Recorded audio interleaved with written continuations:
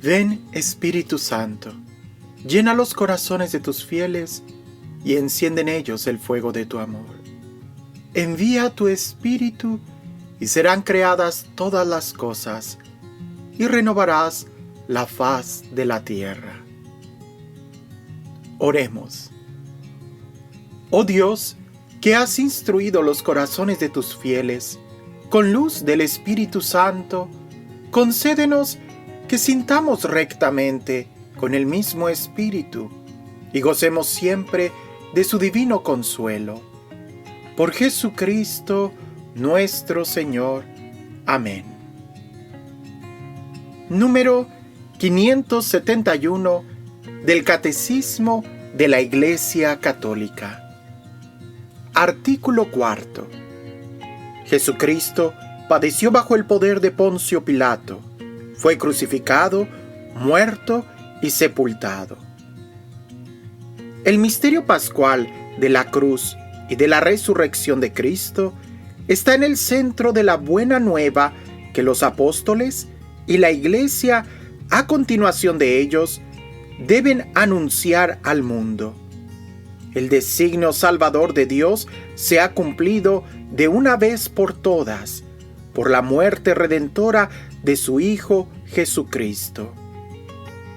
La Iglesia permanece fiel a la interpretación de todas las Escrituras dada por Jesús mismo, tanto antes como después de su Pascua. ¿No era necesario que Cristo padeciera esto y entrara así en su gloria? Los padecimientos de Jesús han tomado una forma histórica concreta por el hecho de haber sido reprobado por los ancianos, los sumos sacerdotes y los escribas, que lo entregaron a los gentiles para burlarse de él, azotarle y crucificarle. Por lo tanto, la fe puede escrutar las circunstancias de la muerte de Jesús, que han sido transmitidas fielmente por los evangelios e iluminadas por otras fuentes históricas, a fin de comprender mejor el sentido de la redención. Jesús e Israel. Desde los comienzos del misterio público de Jesús, fariseos y partidarios de Herodes, junto con sacerdotes y escribas, se pusieron de acuerdo para prenderle. Por algunas de sus obras, Jesús apareció a algunos malintencionados sospechosos de posesión diabólica. Se le acusa de blasfemo, de falso profetismo, de crímenes religiosos que la ley castigaba con pena de muerte por lapidación. Muchas de las obras y las palabras de Jesús han sido, pues, un signo de contradicción.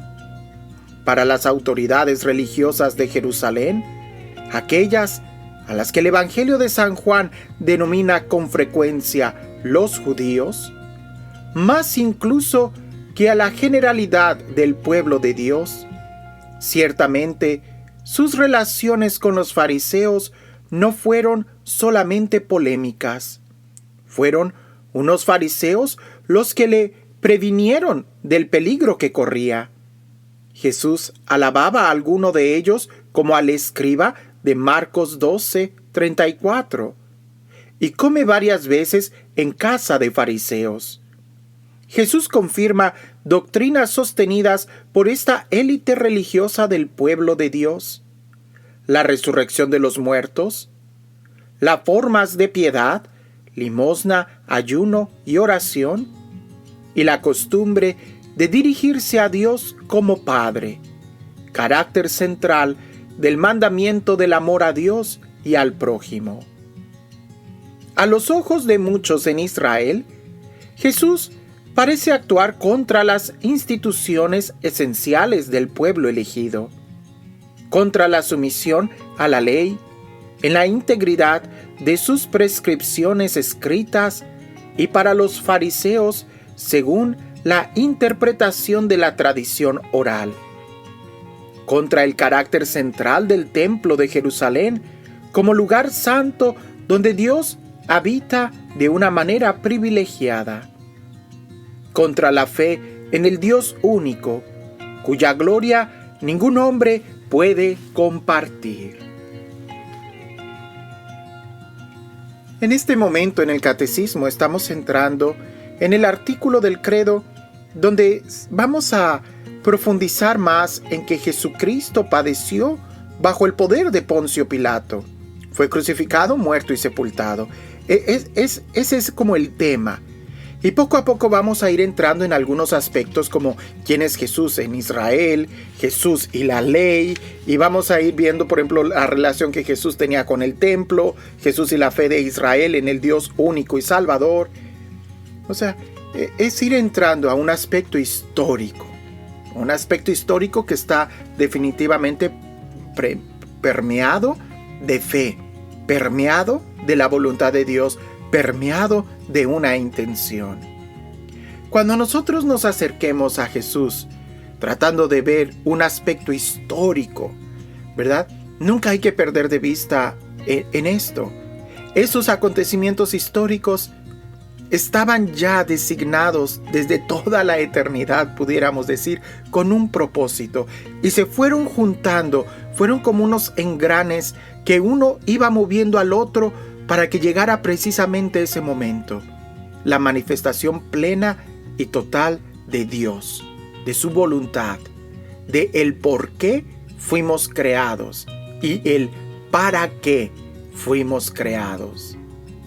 Entonces, es bueno que ahorita con tu Biblia, con el catecismo, no me voy a cansar de decirlo, especialmente cuando estemos avanzando más, si te das cuenta, el ritmo de la enseñanza del catecismo sigue siendo muy filosófica, sigue siendo muy científica en el sentido en que es un conocimiento ordenado y sistematizado, pero ya no es tan abstracto como al principio. Quizás al principio tú te veías obligado a tener que leer estos párrafos 2, 3, 4 veces hasta que pudieras captar la idea. Ahorita no, ahorita ya el lenguaje y la forma es mucho más accesible a nosotros, pero podemos caer en el error de creer que ya lo entendemos y quedarnos en un nivel superficial. Ahorita, si estamos viendo nosotros este aspecto de Jesús e Israel, es importante que veamos cómo era Jesús y cómo era lo que se pensaba de él. Está en las Sagradas Escrituras, pero el Catecismo nos lo presenta de una manera muy sencilla para que podamos tener esa pintura, esa imagen en nuestra mente. Recuerda, lo más importante no es un conocimiento intelectual, sino que podamos realmente llevarlo a nuestra vida.